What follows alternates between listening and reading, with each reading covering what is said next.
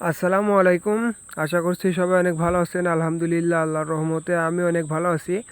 আজকে আমরা মূলত গেছিলাম গোলাপনগর সলেমন শাহ মাজারে। এখানে আমাদের মূল উদ্দেশ্য ছিল হাতের রুটি খাওয়া। এখানে যদিও বছরের 12 মাসই হাতের রুটি পাওয়া যায়, আর হাতের রুটি মূলত শীতকালে অনেক বেশি বেচাকেনা হয়, আর শীতকালে খাইতেও অনেক বেশি ভালো লাগে। কিন্তু এখানে 12 মাসই যেহেতু পাওয়া যায়, এই জন্য আমাদের হঠাৎ করে রুটি খাওয়ার ইচ্ছা জাগলো, অ্যান্ড আমরা মূলত রুটি খেতে চলে আসলাম। আমরা মূলত ঈশার আজানের পর বের হয়েছিলাম রুটি খাওয়ার জন্য, আর রাত্রে রুটি খাওয়ার মজা অনেক বেশি। আর এখানে মূলত সবাই রাত্রে রুটি খাইতে আসে, অ্যান্ড এখানে আমরা মূলত মামাকে অর্ডার দিয়ে আমরা সবাই বসে একটু আড্ডা দিচ্ছিলাম। আর এখানে ভিড় অনেক বেশি থাকে, যদিও এখানে 3 থেকে 4টা রুটির দোকান আছে, আর সব রুটিগুলোর দোকানেই ঠিক একইভাবে অনেক বেশি ভিড় থাকে। আর আমরা মূলত দীর্ঘ আধা ঘন্টা অপেক্ষা করার পর ফাইনালি এখানে আমাদের রুটি হাতে আসছে। এখানে কালাই রুটির সাথে যে ঝালটা দেওয়া হয়, এই ঝালের জন্য আর কি রুটিটা খেতে আরও অনেক বেশি মজা লাগে। আর এখানে মূলত 2 ধরনের ঝাল পাওয়া যায়, একটা হচ্ছে কাঁচা ঝাল আর একটা হচ্ছে লাল ঝাল।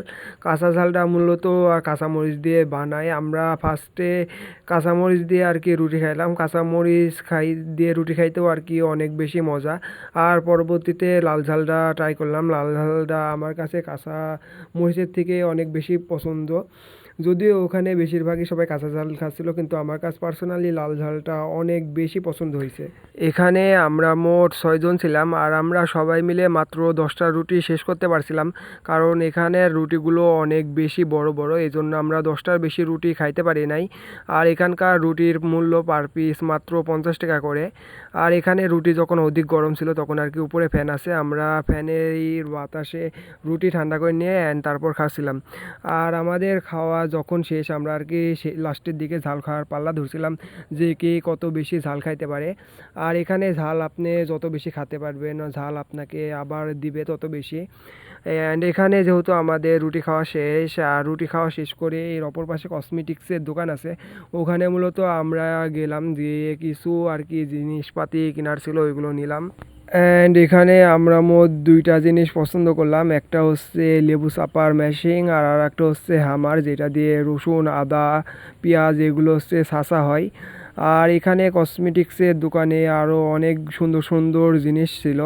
এখানে আর কি পাখাগুলো দেখতে অনেক বেশি সুন্দর লাগছিল, এই জন্য আমি আর কি পাখাগুলো বারবার দেখছিলাম। আর যেহেতু এখন কোনো মেলা চলছে না, এই জন্য একটাই দোকান, আর এই দোকানটা সারা বছরই এখানে থাকে, এই জন্য জিনিসপাতির দাম একটু নর্মালের থেকে একটু বেশি হবে, এটাই স্বাভাবিক। যেহেতু এই দোকানটা সব সময় থাকে আর এখানে কাস্টমার তেমন একটা আসে না, এই জন্য আর কি জিনিসের দাম তুলনামূলকের থেকে হালকা একটু বেশি। লাইটিং করা যে ঘরটা দেখতে পাচ্ছেন, এইটা মূলত গোল ঘর। এছাড়া এখানে শাহসুফি, খাজা, আরও জান্তা পীর, আরও আর কি বিভিন্ন ধরনের কবর আছে। এটা যেহেতু মাজার, আর এই মাজারকে কেন্দ্র করেই গড়ে ওঠে শিরকের ভয়ঙ্কর কারখানা। আর জানেন শিরক হচ্ছে কতটা জঘন্যতম পাপ, আর আমরা চেষ্টা করব শিরকের মতো জঘন্য পাপ থেকে সবসময় দূরে থাকতে। আর এখানে যেহেতু আমাদের রুটি খাওয়া শেষ, সো আমরা চলে গেলাম আবার গোলাপনগর বাজারে, ওখানে মূলত পান খাওয়ার জন্য। গোলাপনগর বাজারে ওখানে স্পেশাল পান পাওয়া যায়, অ্যান্ড আমরা এখানে দোকানের সামনে চলে আসছি। অ্যান্ড দোকানের সামনে এসে আমরা আর কি একটা শখ হই যে দোকানের সামনে এত ভিড় দেখে।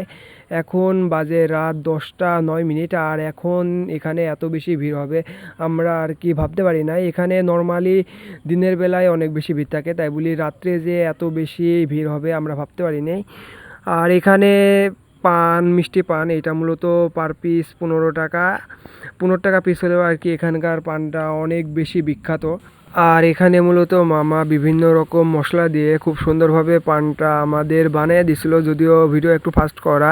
তাছাড়া মামার হাত আর কি অনেক ফাস্ট চলে, দেখতে পাচ্ছেন যে সে কত জোরে পান বানাচ্ছে।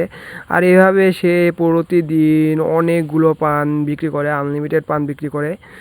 আর এখানে আমরা সবাই আর কি পান দিয়ে একটু চেয়ার আপ করে নিলাম, নেওয়ার পর আর কি আমরা পান খাচ্ছি। সো আজকের ভিডিও এই পর্যন্তই ছিল। দেখা হবে আপনাদের সাথে পরবর্তী এক ভিডিও। সবাই ভালো থাকবেন। আসসালামু আলাইকুম।